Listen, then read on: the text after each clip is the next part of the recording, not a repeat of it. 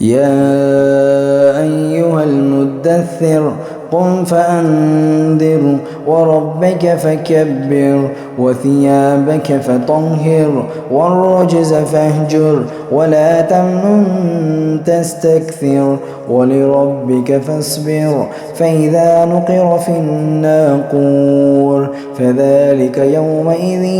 يوم عسير على الكافرين غير يسير ذرني ومن خلقت وحيدا وجعلت له مالا ممدودا وبنين شهودا ومهدت له تمهيدا ثم يطمع أن أزيد كلا إنه كان لآياتنا عنيدا سأرهقه صعودا إنه فكر وقدر فقتل كيف قدر ثم قتل كيف قدر ثم نذر ثم عبس وبسر ثم أدبر واستكبر فقال إن هذا إلا سحر يؤثر إن هذا إلا قول البشر سأصليه سقر وما أدراك ما سقر لا تبقي ولا تذر لواحة للبشر عليها 19 وما جعلنا أصحاب النار إلا ملائكة وما جعلنا عدتهم إلا فتنة للذين كفروا ليستيقن الذين أوتوا الكتاب ويزداد الذين آمنوا إيمانا ولا يرتاب الذين أوتوا الكتاب والمؤمنون وليقول الذين في قلوبهم مرض والكافرون ماذا أراد الله بهذا مثلا كذلك يضل الله من يشاء ويهدي من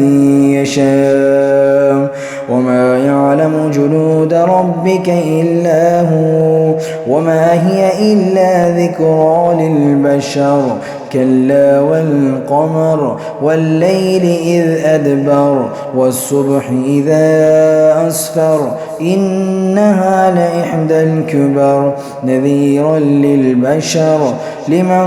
شاء منكم أن يتقدم أو يتأخر كل نفس بما كسبت رهينة إلا ما أصحاب اليمين في جنات يتساءلون عن المجرمين ما سلككم في سقر قالوا لم نك من المصلين ولم نك نطعم المسكين وكنا نخوض مع الخائضين وكنا نكذب بيوم الدين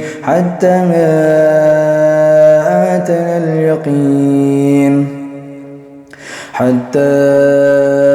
أتانا اليقين فما تنفعهم شفاعة الشافعين فما لهم عن التذكرة معرضين كأنهم حمر مستنفرة فرت من قسورة بل يريد كل امرئ منهم أن يؤتى صحفا منشرة كلا بل لا يخافون الآخرة كلا إنه تذكرة فمن شاء ذكره وما يذكرون إلا